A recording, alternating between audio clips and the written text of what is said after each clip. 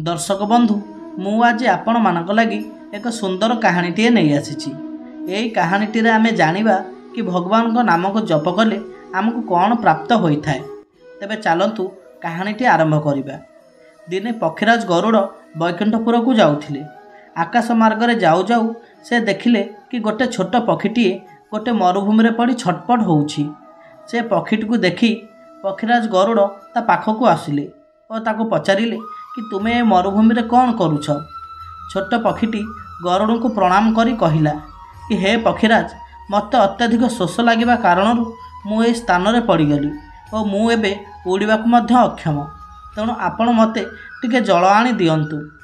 पक्षीराज गरुड़ तत्क्षणात जाई एक सरोवर जल आनी ताकू देले। जल पी सारी चढ़ेईटी कहिला, हे पक्षीराज, मु बहुत दिन हैला एमिति कष्ट भोगुची और जानिपारू नाही कि मोर भल दिन केबे आसीबो।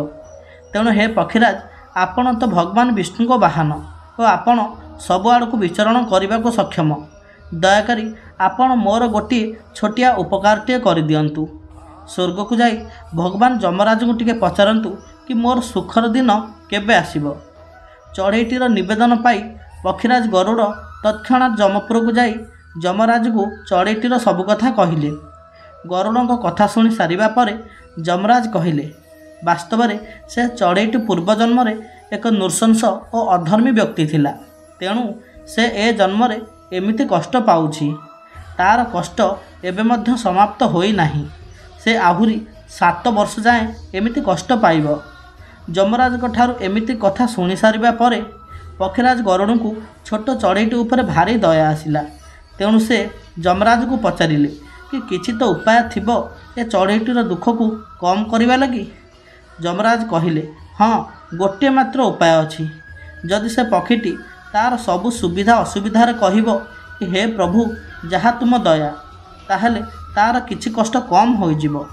जमराज ठारू ए कथा शुणी सारिबा परे पक्षीराज गरुड़ आसी चढ़ेईटी को यह कहिले कि जदि तुमे तुमर सबु परिस्थिति रे कहिबो कि हे प्रभु, जहा तुमर दया, तेबे तुमर किछि कष्ट कम होई जिवो।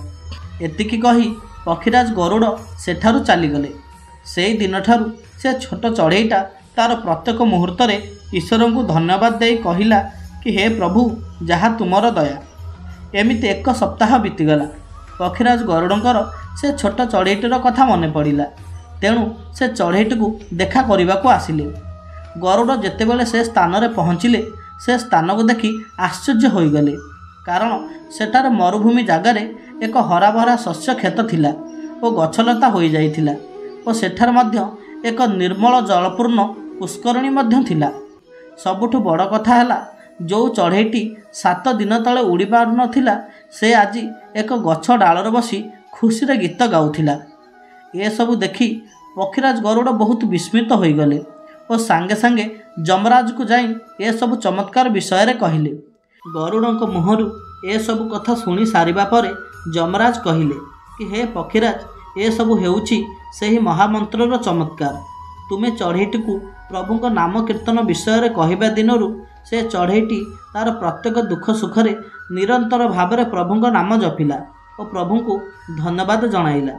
सेथिलागी सेही दयामय दयानिधान भक्तवत्सल प्रभु श्रीहरि से चढ़ेईटीर 7 वर्षर कष्ट को 7 दिन करदेले और से चढ़ेईटी को सबु कष्टरू मुक्त करदेले। तेणु दर्शक बंधु, जेपरि पितामाता तांकर संतानर सबु दोष को क्षमा करी पुणी थरे आपणे नहीं थांती, ठीक सेहीपरि परम ईश्वर मध्य आमर सबु दोष को क्षमा कर दियंती। बास आमको संपूर्ण समर्पण सहित सही ईश्वर नाम धरी तांकर पादरे शरण पशिबार अछि। यह ही होउछि भगवान को नाम जपिबार फल।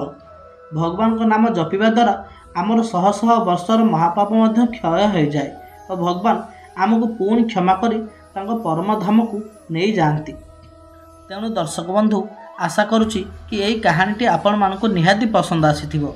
जदि कहानीटी पसंद आसी थाए तो वीडियोटी को लाइक और शेयर करदेवे और यही भली सुंदर सुंदर कहानी सुनिबा लगी आम चैनलटी को सब्सक्राइब करदेवे। और जदि आपण को कहानीटी भल लगी थाए तेबे कमेंट सेक्शन में जय श्रीराम लिखिबा केबे भी भूलिबेनी। धन्यवाद।